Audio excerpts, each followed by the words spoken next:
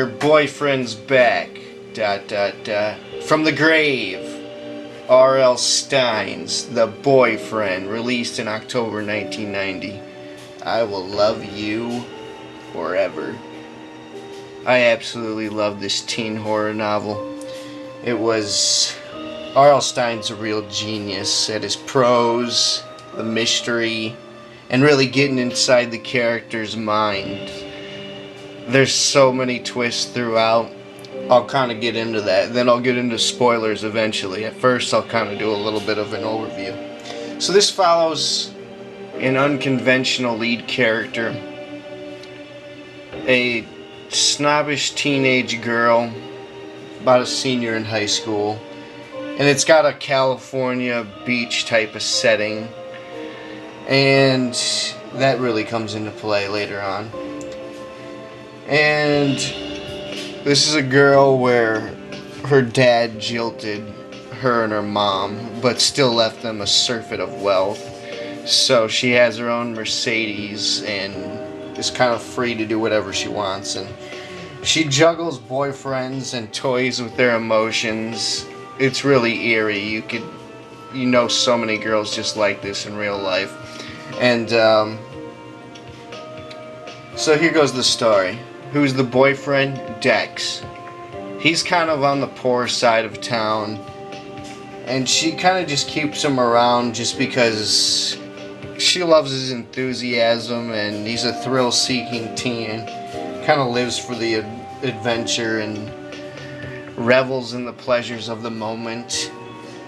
And he usually sneaks into her room late at night, and they go out on late-night escapades.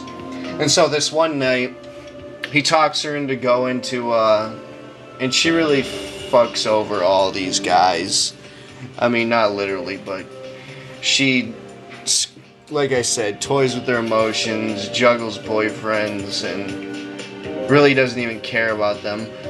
And so they head out late one night to the promontory, which is a rocky cliff, similar to Anal Point in Family Guy.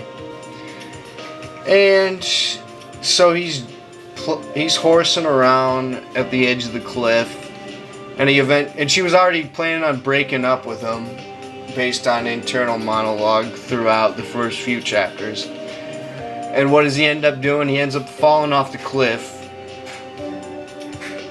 And instead of her going to help him, she ends up leaving just so that she wouldn't be involved because she was afraid that her life would be ruined by this accident.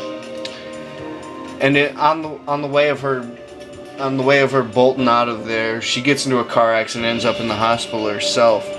Well, Dex's friend ends up telling her in the hospital that Dex ended up dying, and she really didn't even care about the news as it was, because she was going to break up with him anyway. And so eventually, Dex pops back up, as you might imagine, the next chapter. He calls her. R.L. Stine kind of plays with the twist suspense of, first he comes back, you think he's a ghost. Then he comes back, you think he's a revenant, or a zombie, resurrected from the dead.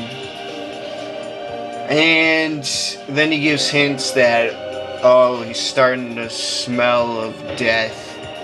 His skin's starting to go pale green. His teeth bust out, so you think of him as a zombie. So he plays with that for a few chapters. Enter her second boyfriend, Shep. He's your typical douche with no sense of humor, and I don't even know why she likes him. Probably because they're both losers. And so then they go out with a few chapters. This is kind of the whole second act, and she really doesn't even care about Dex or his death or anything. She also has like a conservative friend named Mary who's full of integrity, and tells her about everything that's going on. And she keeps on hanging out with Dex even though he's half dead. And then she eventually, let's see here, I'm going to kind of get towards the end now. get into spoilers. I'm gonna say this is an A minus. Now there's revelations that would be spoilers. So where do I pick up now? It ends up being a twist, revenge plot, and almost a slasher movie. He comes back. She actually ends up learning that he wasn't even dead at all, and that he was playing a prank on her the whole time. And then, but he still kind of like wants revenge, and he's still kind of like in love with her. And so she ends up like taking a knife to him in the kitchen. And she leaves it up to her friend to expose the body. And a few chapters later, Dex is still around, so that she thinks that he comes back for a second time. And then the last few chapters here, we're winding down. We learn that her friend Mary was in on the plot the whole time, and that she hated how selfish she was and how she used Dex, and then they ended up just pulling an elaborate prank on her the whole time. And the knife that he was ended up taking to her at the end ended up being a retractable knife. The knife that she stabbed him with was a retractable knife. So the whole thing was a gaffe. But there's many horrors throughout. Only Jay Anson and R.L. Stine can pull off a good horror book where there is no deaths.